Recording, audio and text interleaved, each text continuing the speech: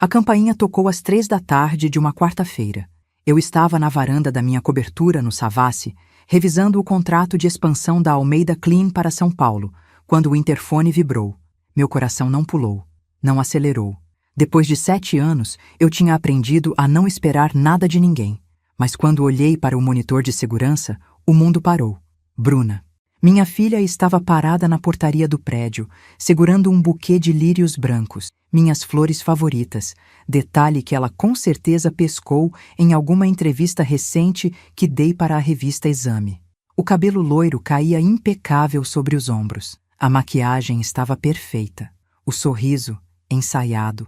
7 anos. 7 anos sem um telefonema, sem uma mensagem, sem um feliz aniversário, mãe, sem um "você está bem?" Nada. Silêncio absoluto. E agora ela estava ali, na minha porta, 3 dias depois da matéria que estampava meu rosto ao lado do título. De faxineira a CEO, a trajetória de 10 milhões de Teresa Almeida. Eu deveria ter sentido raiva, ou talvez alívio, mas tudo que senti foi um vazio gelado subindo pela espinha. Porque eu sabia exatamente o que ela queria. Deixa eu voltar um pouco. Deixa eu te contar quem eu era antes de me tornar essa mulher de cobertura e contratos milionários. Meu nome é Teresa Almeida. Tenho 58 anos. E por muito tempo fui invisível. Trabalhei como faxineira a vida inteira. Comecei aos 15, limpando casas no bairro Mangabeiras enquanto minha mãe cuidava da Bruna, que era só um bebê na época. O pai dela evaporou quando descobriu que eu estava grávida. Ricardo Fonseca, um empresário de sucesso que me prometeu o mundo, me engravidou e depois sumiu para casar com uma mulher da mesma classe social dele. Patrícia, loira, magra, herdeira de não sei quantas fazendas no interior. A esposa perfeita para um homem que nunca quis assumir a responsabilidade de ter uma filha com a empregada doméstica que ele comeu num motel barato em Contagem. Criei a Bruna sozinha mesmo, sem pensão, sem ajuda, sem nada. Enquanto Ricardo construía seu império de concessionárias de carros importados e aparecia em revistas de negócios, eu esfregava chão de escritório às 5 da manhã para pagar a escola da minha filha. E sabe o que é engraçado? Eu nunca falei mal dele para ela. Nunca. Eu poderia ter transformado aquela criança contra o pai. Poderia ter envenenado cada lembrança dele com a verdade crua do abandono. Mas não fiz isso, porque eu achava que amor era proteger, que amor era deixar ela construir a própria imagem dele. Que burra eu fui. Bruna cresceu bonita, inteligente, cheia de sonhos. Ela queria ser arquiteta. Dizia que ia construir prédios lindos, sustentáveis, que iam mudar a cara de Belo Horizonte. Eu acreditava nela. Trabalhava 12, 14 horas por dia para pagar a faculdade particular dela. Arquitetura na PUC Minas não é barato, mas eu dava um jeito. Sempre dei. A gente morava num apartamento pequeno no bairro Padre Eustáquio. 2 quartos, uma sala apertada, cozinha minúscula. Mas era limpo, era nosso. Eu fazia questão de que ela nunca passasse necessidade das coisas importantes. Comida boa na mesa, roupa limpa, material de faculdade em dia. Mas não era o suficiente, porque quando Bruna tinha 19 anos, o Ricardo apareceu. Ele bateu na nossa porta num sábado à tarde, dirigindo uma BMW prata, vestindo um terno que custava mais do que 3 meses do meu salário. Patrícia estava no banco do passageiro, usando óculos escuros de grife, sorrindo aquele sorriso vazio de quem nunca precisou lutar por nada. "Vim conhecer minha filha", ele disse, como se fosse a coisa mais natural do mundo, como se não tivesse passado 19 anos fingindo que ela não existia. Eu devia ter fechado a porta na cara dele, mas Bruna estava ali, e os olhos dela brilharam de um jeito que eu nunca tinha visto antes. Nos 3 meses seguintes, Ricardo despejou uma fortuna em cima da Bruna. Roupas de marca, jantares em restaurantes caros, fins de semana na casa dele no Belvedere, uma mansão de 4 andares com piscina, sauna, cinema particular. Ele pagou um curso de italiano para ela, deu um iPhone novo, prometeu uma viagem para a Europa. E eu continuava acordando às 4:30 da manhã para limpar banheiros de escritório. Bruna começou a mudar. Devagar, mas começou. As conversas ficaram mais curtas, o olhar mais distante. Ela parava de comer o que eu cozinhava e pedia delivery de comida japonesa.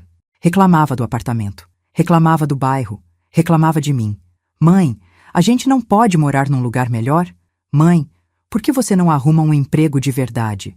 Mãe, você não tem vergonha de ser faxineira? Cada frase era uma facada, mas eu engolia. Achava que era fase, que ia passar, que o amor dela por mim era mais forte do que o dinheiro do Ricardo. Eu estava errada. O dia que ela saiu de casa foi 12 de março de 2017. Lembro como se fosse ontem. Ela tinha voltado de mais um fim de semana na casa do pai. Entrou no apartamento com aquela cara de quem tinha cheirado algo podre. Jogou a bolsa no sofá. Me olhou com nojo. Mãe, eu não aguento mais essa vida. Eu estava na cozinha, preparando o almoço. Frango ensopado com quiabo. O prato favorito dela desde pequena.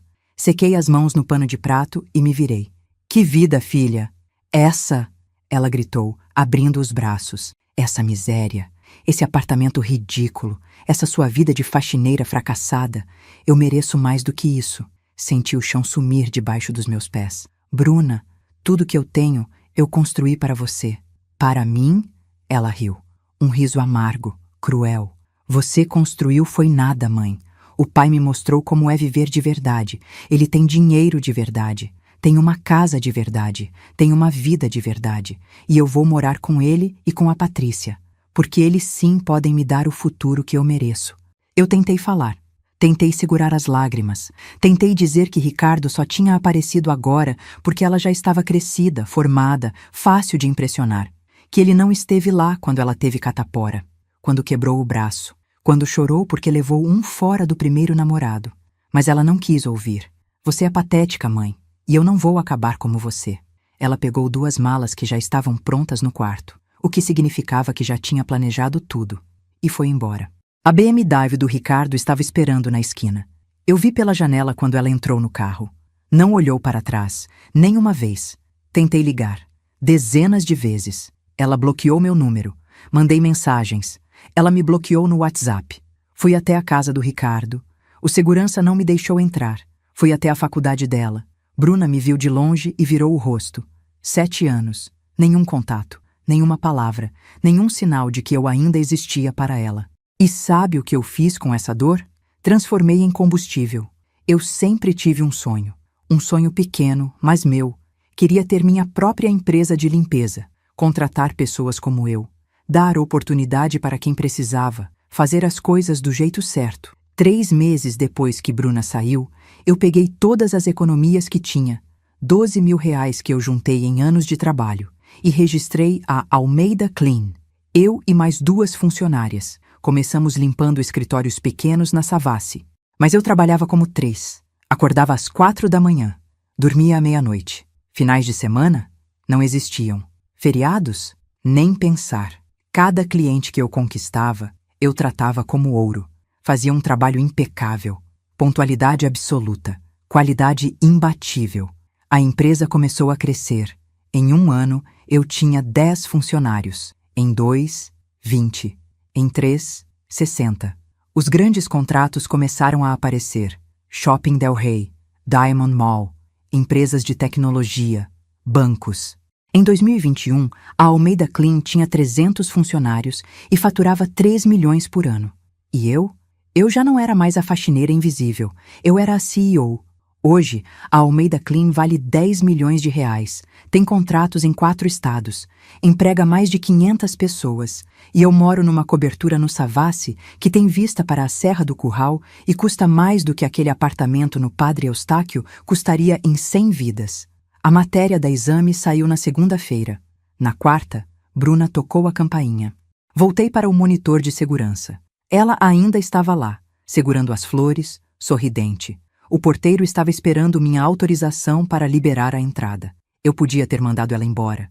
Podia ter desligado o interfone e fingido que não estava em casa. Mas aí eu vi algo. Eu tenho câmeras em todos os andares do prédio. É questão de segurança. O edifício inteiro tem. E no monitor menor, dava para ver o saguão do elevador. Bruna estava sozinha ali, achando que ninguém estava vendo. E sabe o que ela estava fazendo? Ensaiando, ajeitando o cabelo, praticando o sorriso no reflexo da porta do elevador, limpando uma lágrima que claramente era falsa, sussurrando algo para si mesma, provavelmente o discurso que ia me soltar. Meu sangue gelou. Mas ao mesmo tempo, uma calma estranha tomou conta de mim, porque naquele momento eu percebi uma coisa. Ela não tinha voltado porque sentiu minha falta. Ela não tinha voltado porque estava arrependida. Ela não tinha voltado porque finalmente entendeu o valor do que eu fiz por ela. Ela voltou porque viu os 10 milhões, e eu ia dar para ela exatamente o que ela merecia. Apertei o botão do interfone. Pode subir. O elevador demorou 23 segundos para chegar ao 12º andar. Eu contei cada segundo. Fiquei parada na porta da minha cobertura, de braços cruzados, observando os números no display acenderem um por um. Meu coração não acelerou, não pulou. Apenas batia num ritmo frio, mecânico, como uma máquina funcionando. Quando a porta do elevador se abriu, Bruna saiu como se estivesse entrando num palco. O sorriso estava perfeito, os olhos levemente úmidos, mas não o suficiente para borrar a maquiagem. Ela segurava o buquê de lírios com as 2 mãos, como uma criança oferecendo um desenho para a mãe na escola. Mãe, a voz saiu trêmula, ensaiada. Mãe, eu sinto tanto a sua falta. Ela deu 2 passos na minha direção, os braços se abrindo para um abraço. Eu não me mexi, nem 1 centímetro, apenas olhei para ela. Estudei cada detalhe com a mesma frieza que eu usava para avaliar um contrato duvidoso. O cabelo loiro, mais claro do que antes, com mechas californianas caras, as unhas feitas, a bolsa Prada, original ou réplica, o vestido branco, claramente escolhido para passar inocência, os sapatos de salto nude. Ela tinha perdido peso, o rosto estava mais fino, tinha olheiras cobertas por camadas de corretivo. Os braços dela ficaram suspensos no ar por alguns segundos constrangedores. Depois caíram, lentos, incertos. Bruna, eu disse sem emoção. 7 anos. Não era pergunta, era constatação. Ela engoliu seco. A mão tremeu levemente segurando as flores. Eu sei, mãe, eu sei. E cada dia desses 7 anos eu carreguei o peso do que eu fiz. As lágrimas começaram a escorrer, controladas, teatrais. Eu fui uma idiota, fui cruel, fui uma filha horrível. Silêncio. Eu deixei o silêncio preencher o corredor. Deixei ele pesar. Deixei ela se contorcer nele. Eu cometi o maior erro da minha vida. Ela continuou, a voz quebrando nos lugares certos. Abandonei a única pessoa que sempre esteve comigo, que sempre me amou de verdade, que sempre... Entre. Eu cortei, dando um passo para o lado. Mas tire os sapatos. Piso de mármore italiano. Custa caro. O rosto dela piscou entre surpresa e constrangimento. Mas ela obedeceu. Bruna entrou descalça, ainda segurando as flores, olhando ao redor com aquela expressão de quem acabou de pisar em outro planeta. A sala de estar com pé direito duplo. Os quadros de artistas mineiros nas paredes. 2 Guignard, um Amílcar de Castro. A vista panorâmica da Serra do Curral através das janelas de vidro do chão ao teto. A cozinha americana com ilha de granito. O lustre de cristal tcheco que custou mais do que ela ganhou em anos de mesada do Ricardo. Mãe, isso aqui é consequência de muito trabalho, completei, pegando as flores da mão dela sem cerimônia. Senta ali. Apontei para o sofá branco de couro italiano. Ela sentou na beirada, com as costas retas, as mãos no colo. Como alguém aguardando uma entrevista de emprego que sabe que vai mal. Eu coloquei as flores num vaso qualquer, não o de cristal, e voltei para a sala. Não sentei. Fiquei de pé, encostada na ilha da cozinha, observando ela de longe. Então, eu disse, cruzando os braços, 7 anos sem dar sinal de vida. Nem um telefonema, nem uma mensagem, nem um feliz aniversário, mãe.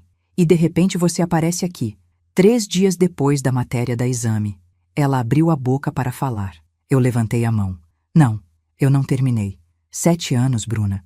Você sabe quantas vezes eu tentei falar com você nos primeiros 6 meses? 43 ligações, todas bloqueadas. Eu fui até a casa do seu pai. O segurança não me deixou entrar. Eu fui até a sua faculdade.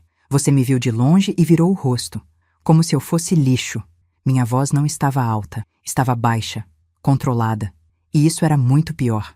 Você me chamou de fracassada, de patética, Disse que eu não tinha uma vida de verdade, e agora você está aqui, no apartamento dessa fracassada, sentada no sofá que custou 80 mil reais, olhando para a vista que eu conquistei sozinha. Ela estava chorando agora. Lágrimas reais, finalmente. Ou quase reais. Mãe, Quanto você precisa? Ela piscou. O quê? Dinheiro. É por isso que você está aqui, não é? Então me diz logo. Quanto você precisa? 10 mil? 20? 50? O rosto dela ficou vermelho. Não é sobre dinheiro, mãe. Eu vim porque eu sinto a sua falta. Porque eu errei. Porque eu quero uma chance de... Bruna, eu construí uma empresa de 10 milhões de reais. Você acha mesmo que eu cheguei até aqui sendo burra? Ela fechou a boca. Você aparece aqui do nada, depois de 7 anos, 3 dias depois de uma matéria de capa sobre o meu patrimônio. Você está vestida com roupa cara, maquiagem cara, cabelo caro, e você quer me convencer de que veio aqui por saudade? Eu me aproximei, devagar, cada passo ecoando no piso de mármore. Então vamos fazer assim. Você vai me contar exatamente o que aconteceu nesses 7 anos. Tudo. Onde você morava, com quem você andava, por que saiu da casa do Ricardo, o que você faz hoje. E se eu sentir que você está mentindo, você levanta e vai embora. E eu nunca mais quero ver a sua cara, entendeu? Ela assentiu, tremendo. Entendeu? Repeti, mais duro. Sim, mãe. Então fala. E ela falou. A história saiu aos poucos, entremeada de pausas dramáticas e soluços calculados. Segundo Bruna, a vida com Ricardo e Patrícia tinha sido um inferno. No começo, maravilhosa. Quarto próprio, mesada gorda, viagens, roupas de grife. Mas depois de alguns meses, Patrícia mostrou a verdadeira face. Críticas constantes, humilhações veladas, comentários sobre o corpo dela, sobre a forma como falava, sobre sua origem. Ela dizia que eu tinha jeito de pobre, que eu não sabia me comportar em sociedade, que eu envergonhava o papai. Ricardo, claro, deixava, fingia que não via, porque para ele, Bruna era um troféu para exibir quando convinha, mas um estorvo quando dava trabalho. A mesada foi cortada. Primeiro para 1.000, depois para 500, depois para nada. Eu larguei a faculdade porque o papai prometeu pagar uma melhor. Nunca pagou. Fiquei sem estudar, sem dinheiro, sem nada. Há 2 anos, Patrícia a expulsou. Jogou as malas dela na garagem e mandou ela procurar a vida. Ricardo não fez nada. Bruna ficou na casa de amigas. Depois alugou um quarto numa república. Conseguiu emprego de recepcionista numa clínica. 1.800 por mês. E há 6 meses eu descobri um problema sério na tireoide. Tireoidite de Hashimoto. Preciso fazer cirurgia. Custa 45 mil reais. O SUS tem fila de 2 anos. Eu pedi para o papai. Ele disse que não era problema dele. Ela me olhou com aqueles olhos vermelhos, inchados. Eu tentei te procurar, mãe. Há 3 anos. Fui no apartamento do padre Eustáquio, mas você não morava mais lá. Eu não sabia para onde você tinha ido. Eu tinha queimado todas as pontes. E quando eu vi a matéria, quando eu vi que você estava bem, que você tinha vencido, eu pensei, talvez eu ainda tivesse uma chance de... De quê? Cortei. De consertar as coisas? Ou de conseguir 45 mil reais? Ela baixou a cabeça. Eu preciso de ajuda, mãe. Eu admito, mas não é só isso. Eu realmente sinto a sua falta. Eu acordo todos os dias com o peso do que eu fiz. Qual o nome da clínica onde você trabalha? Ela piscou. O quê? A clínica. Onde você é recepcionista? Qual o nome? Clínica. Clínica Vita. No Funcionários. Endereço da República onde você mora. Rua Sergipe, número 438. Nome das amigas que te acolheram quando você saiu da casa do Ricardo? Ela hesitou. Júlia e Camila. Sobrenome? Mãe. Por que você está? Sobrenome. Bruna.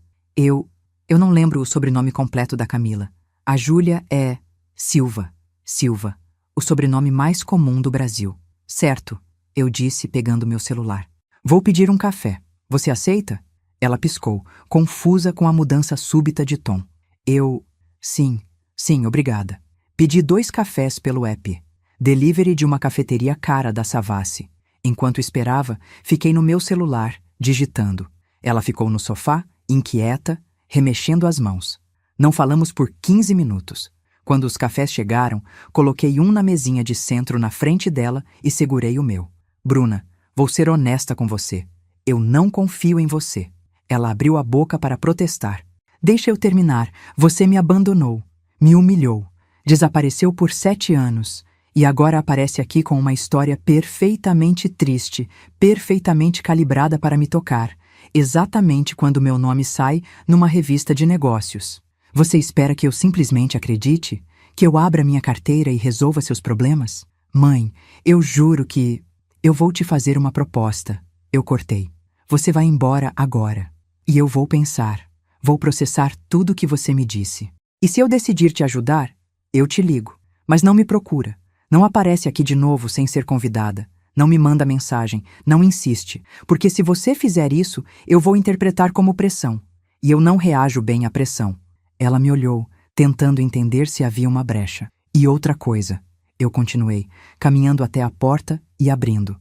Se eu descobrir que você mentiu para mim sobre qualquer coisa mesmo, você nunca mais vai ver a minha cara. Nem a cor do meu dinheiro.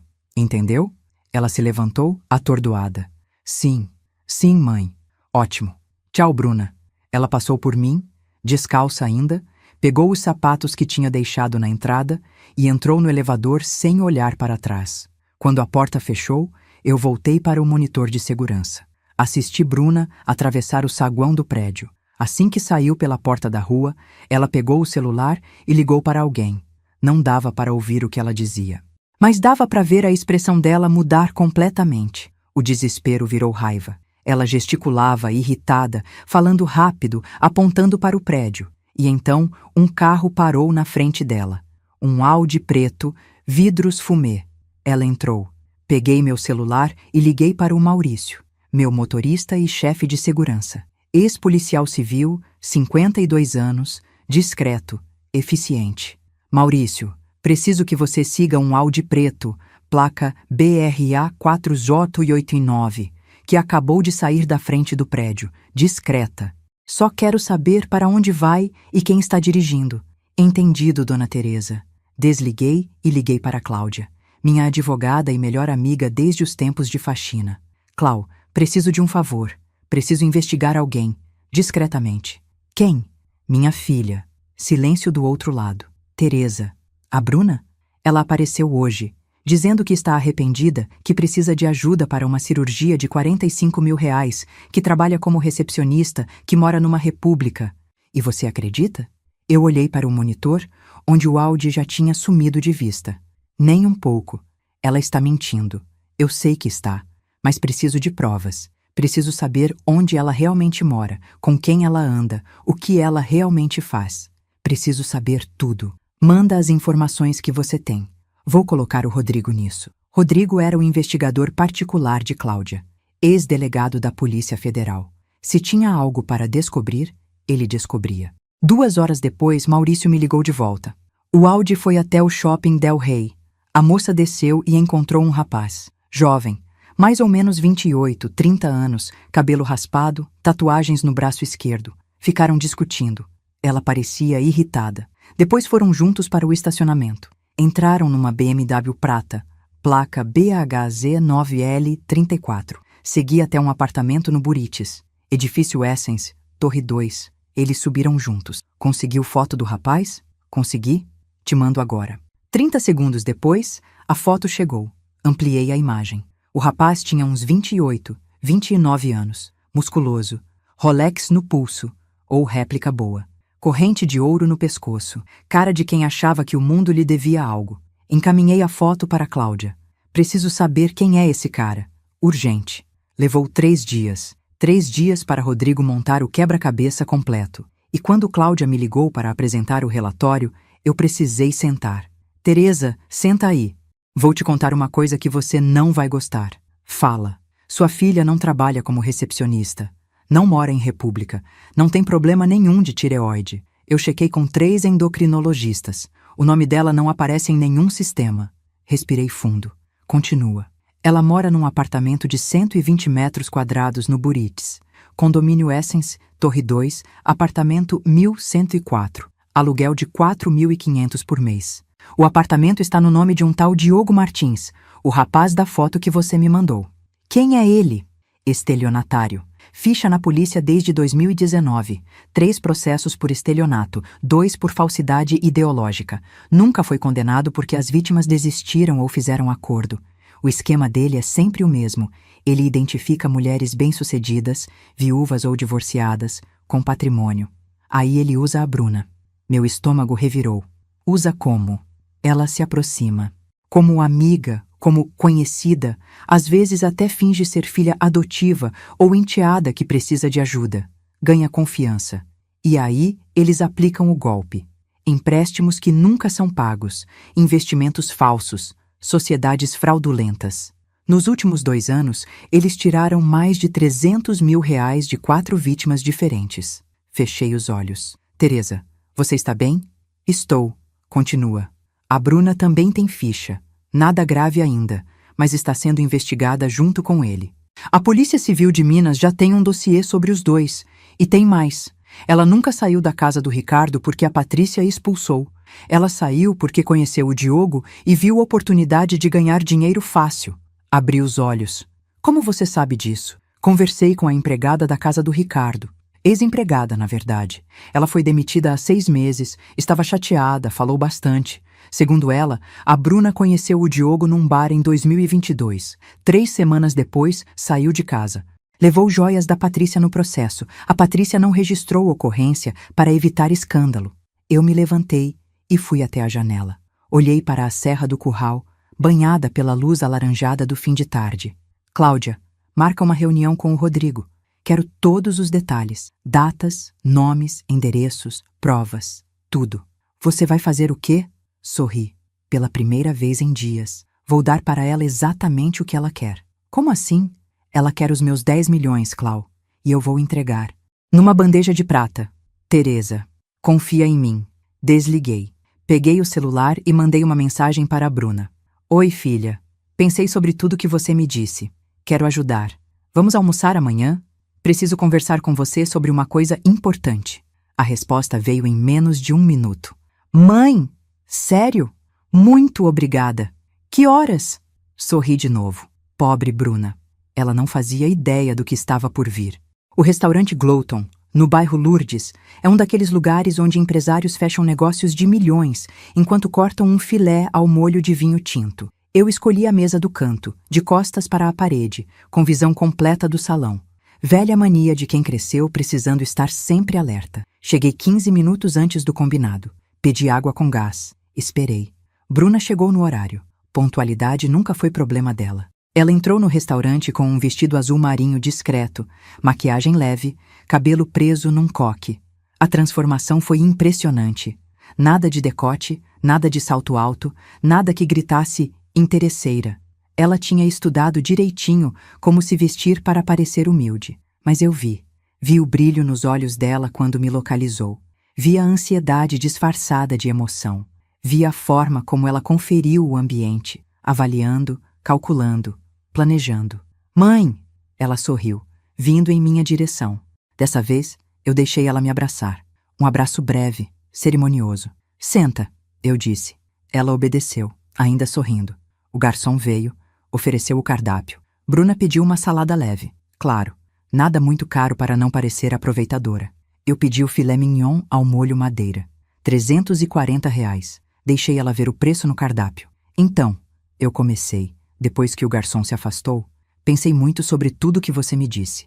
Ela se inclinou para a frente, as mãos entrelaçadas sobre a mesa. E... você acredita em mim? Eu acredito que você precisa de ajuda, respondi, cuidadosa com as palavras. E eu acredito que talvez todo mundo mereça uma segunda chance. Os olhos dela brilharam. Mãe, você não faz ideia do que isso significa para mim. Eu... levantei a mão. Mas tem condições. Ela piscou. Condições? Eu não vou simplesmente te dar R$45 mil e torcer para você usar direito. Se eu vou te ajudar, eu quero transparência total. Quero conhecer os médicos. Quero ver os exames. Quero acompanhar o processo. Ela hesitou. Foi uma fração de segundo. Mas eu vi. Claro, mãe. Claro. Eu posso te passar todas as informações. Ótimo. E tem outra coisa. Eu quero te ajudar não só com a cirurgia. Quero te ajudar a sair dessa situação onde você está. República, emprego de recepcionista ganhando 1.800. Isso não é vida para a filha minha. Ela arregalou os olhos. Você quer dizer, quero te ajudar a recomeçar. De verdade. Mas para isso, eu preciso entender sua situação financeira completa. Suas dívidas, seus gastos, suas necessidades. Você topa? Eu podia ver a mente dela trabalhando, calculando, ajustando a história. Sim, mãe, eu topo. Perfeito. Então amanhã você vem almoçar na minha casa, traz todos os seus documentos, comprovante de endereço, olerites, contas, exames médicos, tudo. A gente senta, analisa junto e monta um plano. Ela assentiu nervosa. Tudo bem, eu levo. O almoço seguiu. Conversamos sobre amenidades, sobre o tempo, sobre Belo Horizonte, sobre a empresa. Ela fazia as perguntas certas, demonstrava o interesse certo, sorria nos momentos certos. Ela era boa, mas eu era melhor. Naquela noite liguei para Cláudia. Ela mordeu a isca. Amanhã ela vem aqui trazendo os documentos. E você acha que ela vai trazer documentos falsos? Com certeza. Ela vai aparecer com um comprovante de residência frio, um holerite forjado, talvez até laudos médicos inventados. Mas tudo bem.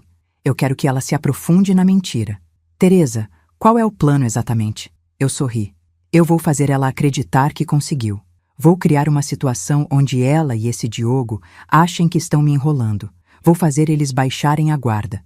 E quando eles estiverem completamente expostos, completamente confiantes, aí eu fecho o cerco. Você quer pegar eles em flagrante. Exatamente, mas não flagrante de tentativa, flagrante de crime consumado. Quero que eles assinem papéis, quero que eles peguem dinheiro, quero que eles confessem, gravados, filmados, testemunhados. Quero que, quando a polícia colocar as mãos neles, não tenha como escapar. Cláudia ficou em silêncio por alguns segundos. Você tem certeza disso? Você está disposta a arriscar dinheiro de verdade nessa armadilha? Não vou arriscar nada. Vai ser tudo controlado. Transferências rastreáveis, contratos com cláusulas ocultas, câmeras escondidas, testemunhas. Cada passo vai ser documentado. E no final, eu recupero cada centavo. E eles vão para a cadeia. Você é assustadora quando quer, sabia? Aprendi com os melhores. Aprendi com gente que me passou a perna quando eu era faxineira. Aprendi com empresários que tentaram me sacanear quando eu estava começando. E agora eu vou ensinar para a minha própria filha. No dia seguinte, Bruna apareceu às 2 da tarde. Dessa vez, ela chegou num Uber. Esperta. Não quis que eu visse o Audi ou a BMW. Ela tocou a campainha e eu abri a porta com um sorriso caloroso. Oi, filha. Entra. Ela entrou, carregando uma pasta com documentos. Sentamos na sala. Ela abriu a pasta e começou a tirar papéis. Comprovante de residência da Rua Sergipe, 438. República Lar Feliz. Tudo bonitinho, com carimbo da CEMIG, conta de luz em nome de uma tal Ana Paula Costa. Holerite da Clínica Vita. Salário bruto, R$ 1.800. Descontos. Líquido, R$ 1.547. Exames médicos. Ultrassom de tireoide, laudo apontando nódulos, indicação cirúrgica, assinatura de um Dr. Felipe Moreira, CRM 52.384 MG, orçamento da cirurgia, Hospital Life Center, R$ 45 mil, tudo perfeito, tudo falso. Eu peguei cada papel, analisei com atenção, fiz perguntas. Você mora com mais quantas pessoas nessa república? 3. Eu, a Júlia, a Camila e mais uma menina, a Beatriz. Quanto você paga de aluguel? R$ 800. E quanto sobra no final do mês? Quase nada, mãe. Às vezes eu preciso pedir emprestado para a Júlia. Eu assenti, pensativa. Tá bom, deixa eu te fazer uma proposta. Ela se inclinou para a frente, ansiosa. Eu vou pagar a cirurgia. Os 45 mil. Mas não vou te dar o dinheiro. Vou pagar direto para o hospital. Combinado? Ela piscou. Ajustou a expressão rapidamente. Ah, tudo bem. Claro. Faz sentido. E além disso, eu quero te dar uma mesada, 3 mil por mês, para você conseguir sair dessa república, alugar um lugar melhor, ter uma vida digna. Ela arregalou os olhos. Mãe, você faria isso por mim? Você é minha filha, Bruna. E eu construí tudo isso para quê? Para morrer sozinha e deixar para o governo? Eu quero te ajudar, mas preciso de uma coisa de você. Qualquer coisa, mãe. Quero que você volte a estudar. termina a faculdade de arquitetura. Eu pago tudo. Mensalidade, material, tudo. Mas você tem que se comprometer. Nada de faltar aula, nada de reprovar. Você me mostra as notas todo semestre. Combinado? Ela estava quase chorando agora. Lágrimas de crocodilo perfeitamente calibradas. Mãe, eu não tenho palavras. Muito obrigada mesmo. Eu sorri. Fica tranquila. Família é isso, né? A gente se ajuda. Mas aí Bruna fez algo que eu não esperava. Mãe, tem uma coisa que eu preciso te contar. Fala. Eu tenho um namorado. Ah, interessante. Namorado? É. A gente está junto há 1 ano. O nome dele é Diogo. Ele me ajudou muito nesse período difícil. Me apoiou quando eu estava sem chão. Que bom, filha. Fico feliz que você tenha alguém. E ele é muito bom com investimentos, com dinheiro. Ele trabalha como consultor financeiro. E eu estava pensando, já que você vai me dar essa mesada, talvez fosse legal você conhecer ele. Para ele te dar umas dicas de como investir bem, sabe? Lá vem? Consultor financeiro? Fingi interesse. Sério? Sim, ele é muito bom. Já ajudou várias pessoas a multiplicar o dinheiro. Ele entende de ações, de fundos, de criptomoedas. Criptomoedas, claro. Bom, eu já tenho meus investimentos, mas sempre é bom ouvir outras opiniões. Por que você não traz ele aqui para jantar? Amanhã? Os olhos dela brilharam. Sério? Você gostaria de conhecer ele? Claro. Se ele é importante para você, é importante para mim. Diogo apareceu no dia seguinte, vestindo um terno mal ajustado e um Rolex, que provavelmente era falso. Ele tinha 28 anos, cabelo raspado, tatuagem no braço esquerdo, uma âncora entrelaçada com uma rosa. Sorriso de vendedor. Aperto de mão firme demais, como quem está tentando compensar alguma coisa. Dona Teresa, é uma honra conhecer a senhora. A Bruna fala muito da senhora. Imagina. Entra, fica à vontade. Jantamos. Eu tinha encomendado comida de um restaurante japonês caro. Sushis, sashimis, temakis. Bruna e Diogo comeram como se não vissem comida há dias. Durante o jantar, Diogo falou. Muito. Ele trabalhava com o mercado financeiro.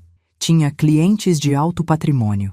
Fazia day trade e operações estruturadas. Conhecia oportunidades exclusivas que rentabilizavam acima do CDI. Tudo buzzwords, tudo vazio. Mas eu fingi estar impressionada. Nossa, Diogo, você parece entender muito do assunto. Eu estudo o mercado há anos, Dona Teresa. É minha paixão. E olha, se a senhora quiser, eu posso dar uma olhada na carteira de investimentos da senhora, sem compromisso, só para ver se tem como otimizar os rendimentos. Lá vem. Sabe que eu estava mesmo pensando nisso? A Almeida Clean está crescendo muito. Estou pensando em expandir para outros estados, mas também quero diversificar. Não quero deixar tudo na empresa. Diogo se inclinou para a frente. Exatamente. Diversificação é fundamental. A senhora tem quanto em patrimônio líquido, se não for indiscrição? Uns 10, 12 milhões, entre a empresa, imóveis e investimentos. Os olhos dele brilharam. Bruna disfarçou um sorriso. Nossa, é um patrimônio considerável. E a senhora tem assessoria financeira? Tenho um gerente no banco, mas, sinceramente, ele só me oferece fundos com taxa alta e rentabilidade baixa. Pois é, banco sempre empurra produto ruim para o cliente. O que a senhora precisa é de estratégias mais agressivas. Criptomoedas, por exemplo. Eu tenho um contato numa corretora internacional.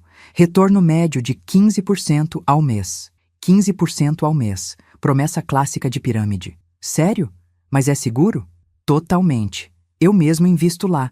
Tenho clientes que dobraram o patrimônio em 6 meses. Nossa, parece interessante. Olha, Dona Teresa, se a senhora quiser, eu posso montar uma apresentação. Mostrar rentabilidade, gráficos, tudo certinho. E se a senhora gostar, a gente pode começar com um valor pequeno. Teste. 50, 100 mil. Só para a senhora ver como funciona. Eu adoraria. Quando você pode trazer essa apresentação? Amanhã mesmo, se a senhora quiser. Perfeito.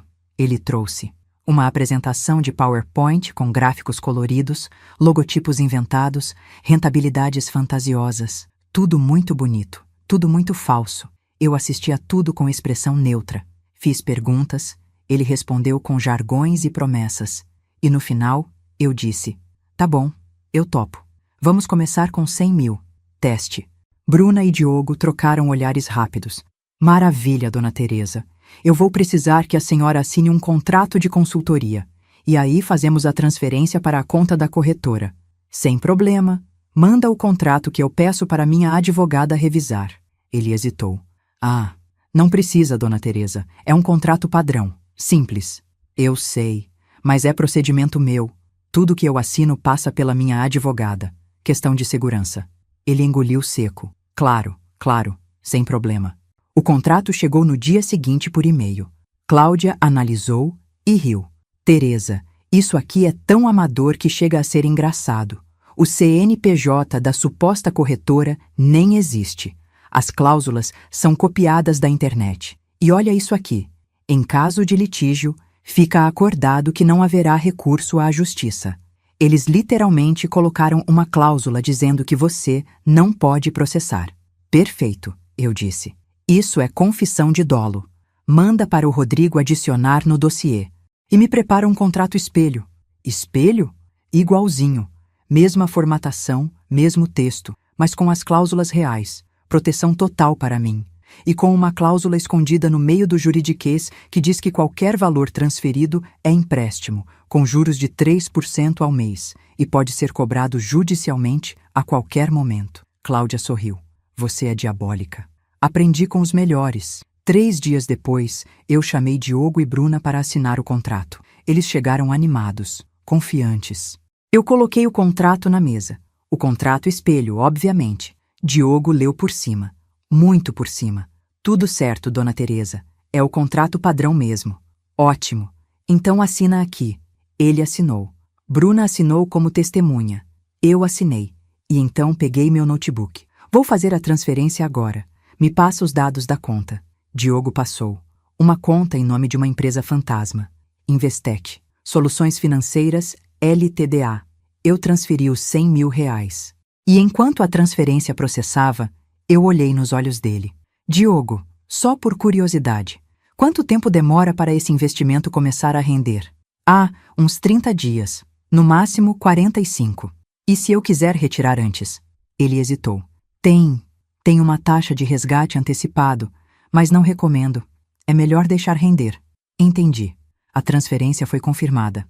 100 mil reais na conta deles. Bruna e Diogo saíram da minha cobertura sorrindo, achando que tinham acabado de dar o golpe do século.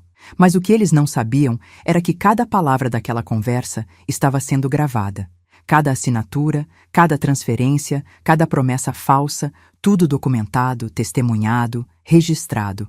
E nos próximos 30 dias eu ia apertar ainda mais o cerco, porque a armadilha estava pronta. Agora era só esperar eles caírem completamente. 15 dias depois da primeira transferência, Diogo me ligou. Dona Teresa, bom dia. Tenho ótimas notícias. Fala, Diogo. O investimento já rendeu 12%. 12 mil reais em 2 semanas. A senhora quer que eu reinvista ou quer sacar? 12 mil reais. Claro. Eles estavam usando a técnica clássica. Devolver um pouco do dinheiro no começo para ganhar confiança. Fazer a vítima acreditar que é real. E então pedir valores maiores. Nossa, que maravilha! Reinveste. E sabe o que mais, Diogo? Eu estava pensando. Tenho mais dinheiro parado rendendo pouco no banco. Que tal a gente aumentar o investimento? Silêncio do outro lado. Eu quase podia ouvir o sorriso dele se abrindo. Quanto a senhora estava pensando? Que tal 500 mil? Ele quase engasgou. Que? 500 mil? É muito? Posso fazer 1 milhão se você achar que compensa. Não. 500 mil está perfeito. Excelente. Eu vou preparar o contrato aditivo. Mesmas condições. Perfeito. Mas agora eu quero uma coisa. O que for, dona Teresa? Quero conhecer a corretora, pessoalmente. Você pode marcar uma reunião com eles? Pausa. Ah, a corretora fica em São Paulo, dona Teresa. Mas eu posso fazer uma videochamada com o gestor principal, se a senhora quiser. Não, Diogo. 500 mil reais é muito dinheiro. Eu quero ir pessoalmente. Você me acompanha? Outra pausa. Mais longa. Claro, dona Teresa. Deixa eu alinhar com eles e te retorno. Ele nunca retornou sobre São Paulo. Mas 3 dias depois, ele apareceu na minha cobertura com o contrato aditivo. E com uma novidade. Dona Teresa, conversei com o pessoal da corretora. Eles estão lançando um produto novo, exclusivo, só para investidores acima de 500 mil. Rendimento garantido de 25% em 3 meses. 25% em 3 meses. A ganância estava tomando conta. Eles estavam ficando desleixados. Mas tem um detalhe, Diogo continuou. Por ser um produto exclusivo, o dinheiro fica travado por 90 dias. Não dá para resgatar antes. É tudo ou nada. Entendo. E qual a garantia? A corretora é regulada pela CVM. Tudo certinho, tudo legal. Mentira. Eu já tinha checado. A tal Investec nem registro tinha. Tá bom, vou fazer. Mas quero que a Bruna assine o contrato comigo, como testemunha. E você também, para tudo ficar documentado direitinho, sem problema nenhum. No dia da assinatura, eu chamei Cláudia. Ela chegou com uma pasta e um sorriso discreto. Bruna e Diogo não sabiam quem ela era. Essa é a Cláudia, minha advogada. Ela vai testemunhar também. Diogo ficou visivelmente nervoso. Ah, tudo bem. Assinamos. Todos, na frente de Cláudia, com câmeras de segurança gravando tudo em 5 ângulos diferentes. E então eu transferi 500 mil reais para a conta da Investec Soluções Financeiras, LTDA. Bruna mal conseguia disfarçar a felicidade. Diogo estava radiante. Dona Teresa, a senhora tomou a melhor decisão da sua vida. Em 3 meses, a senhora vai estar com 625 mil. Dinheiro trabalhando para a senhora. Eu sorri. Tomara. Eles saíram. E assim que a porta fechou, Cláudia me olhou. Teresa, você tem certeza disso? 600 mil no total. Isso não é brincadeira. Eu sei, mas preciso que eles se sintam seguros. Preciso que eles acreditem que conseguiram, porque o próximo passo é eles sumirem com o dinheiro. E quando eles fizerem isso, eu tenho eles. E se eles não fizerem? E se eles continuarem enrolando? Eles vão fazer. Apostei quanto você quiser. Eles vão esperar uns 40, 50 dias e aí vão inventar alguma desculpa. Problema na corretora, hackeamento, bloqueio judicial, qualquer coisa. E vão desaparecer. E aí? Aí eu aciono a Polícia Civil, com todas as provas, contratos assinados, transferências rastreadas, conversas gravadas, testemunhas. E eles não vão ter para onde correr. Levou exatamente 47 dias. 47 dias para Diogo me ligar, voz tensa, dizendo que tinha tido um problema sério. Dona Teresa, eu preciso te contar uma coisa. A corretora sofreu um ataque hacker, roubaram informações, bloquearam contas, o dinheiro está retido. A CVM abriu investigação. Eu fingi pânico. Como assim? Meus 600 mil reais? Calma, Dona Teresa. Calma, o dinheiro está seguro, mas vai demorar uns meses para liberar. Processo judicial, sabe como é? Diogo, eu preciso desse dinheiro. Eu tenho contas para pagar. Eu sei. Olha, vou fazer o possível para acelerar. Mas não depende de mim. Depende da justiça. Você tem certeza que o dinheiro está seguro? Absoluta. A senhora vai receber até o último centavo. Com juros ainda. Só precisa ter paciência. Tá bom. Desliguei. E liguei para o delegado Marcelo Furtado, da Delegacia Especializada em Crimes contra o Patrimônio. Eu conhecia o Marcelo há anos. Ele tinha sido cliente da Almeida Clean quando eu estava começando. Homem sério, íntegro, competente. Marcelo, preciso da sua ajuda. Dona Teresa, fala, o que foi? Estou sendo vítima de estelionato. Minha própria filha e o namorado dela. Tenho todas as provas, contratos, transferências, gravações, tudo. Quanto? 600 mil reais. Ele assobiou baixinho. E você quer fazer o quê? Quero que eles sejam presos, em flagrante. Quero que paguem pelo que fizeram. Não só comigo, mas com as outras vítimas que eles enganaram. Você tem advogado? Tenho. Cláudia Mendes. Ótima advogada. Manda todas as provas para mim. Vou analisar e a gente monta a operação. Levou 2 semanas para organizar tudo. Rodrigo, o investigador, trouxe informações adicionais. Bruna e Diogo tinham movimentado os 600 mil em várias contas diferentes. Compraram um carro, um BMW novo, 250 mil. Alugaram uma casa de luxo em Brumadinho. Gastaram em restaurantes, roupas, viagens. Eles achavam que tinham vencido. E então chegou o dia. Chamei Bruna para um café. Só nós duas. Coisa de mãe e filha. Ela apareceu animada. Estava bronzeada, cabelo recém-cortado, unhas novas. Oi, mãe. Oi, filha. Senta. Sentamos na varanda, vista para a Serra do Curral. Café quentinho. Bruna, eu preciso conversar com você sobre uma coisa. Ela ficou séria. Que foi? Eu sei de tudo. Ela piscou. Sabe de... o quê? De tudo. Sei que você não mora em república. Sei que você não trabalha em clínica nenhuma. Sei que você não tem problema de tireoide. Sei que o Diogo é estelionatário. Sei que vocês aplicaram golpe em outras 4 mulheres nos últimos 2 anos. E sei que vocês roubaram 600 mil reais de mim.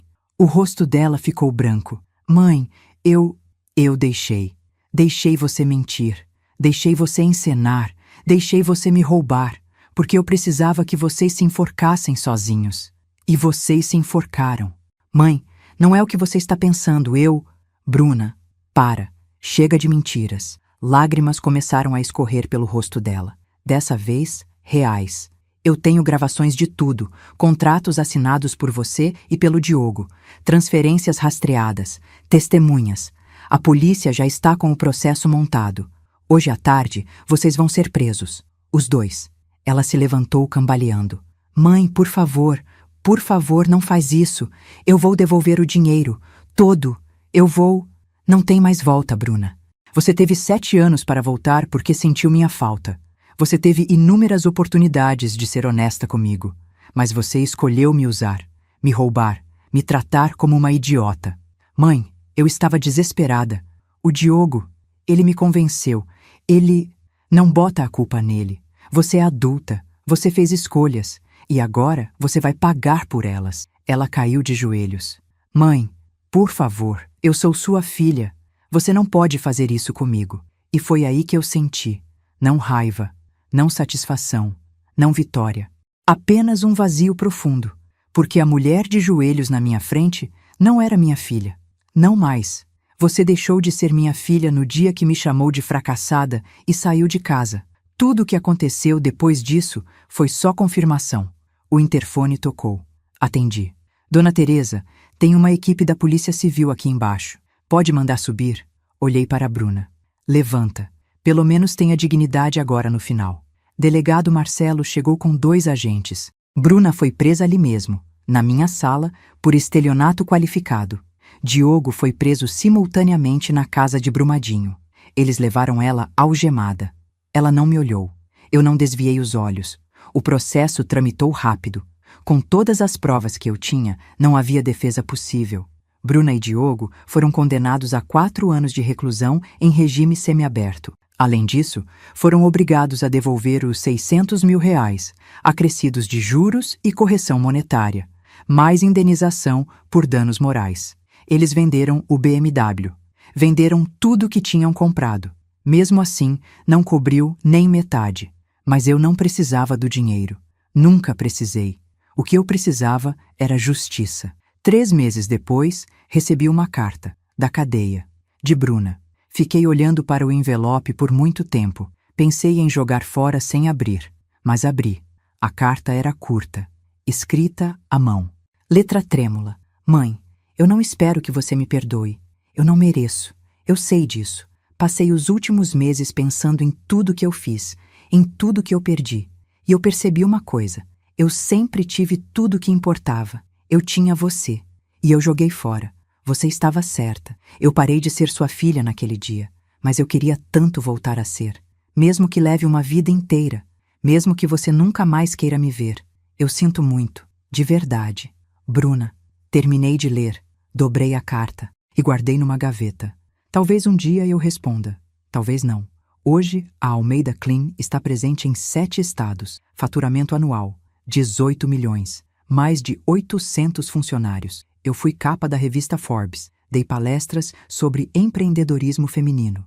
Virei referência. E sabe o que eu aprendi com tudo isso? Aprendi que amor não é suficiente. Amor sem respeito não constrói nada. Amor sem lealdade não sustenta nada.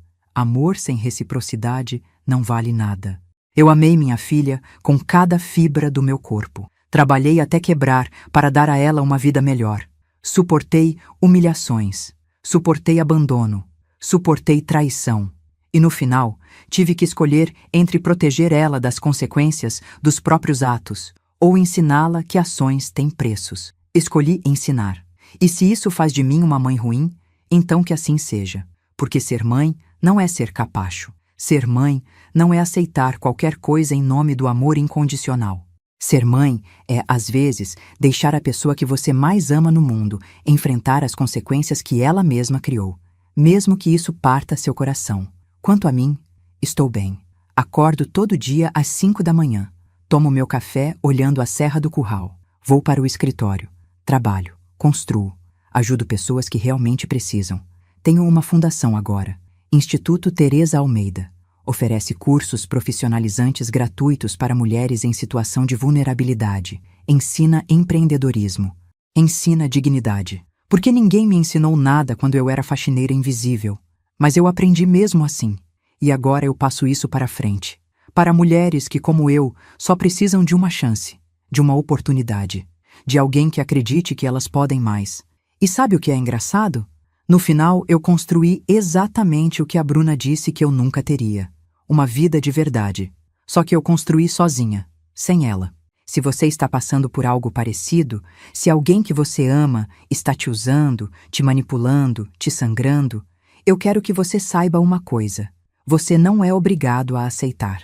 Amor não significa ser capacho. Família não significa aceitar abuso. E às vezes, a maior demonstração de amor que você pode dar é deixar a pessoa cair, para que ela aprenda a levantar sozinha. Ou não. Mas aí o problema é dela, não seu, porque você já fez a sua parte. E se você gostou dessa história, se ela te tocou de alguma forma, deixa um like, compartilha. Comenta aqui embaixo o que você faria no meu lugar, porque histórias como essa precisam ser contadas, para que mais pessoas entendam que não existe amor que justifique você ser destruído. Um abraço e força sempre.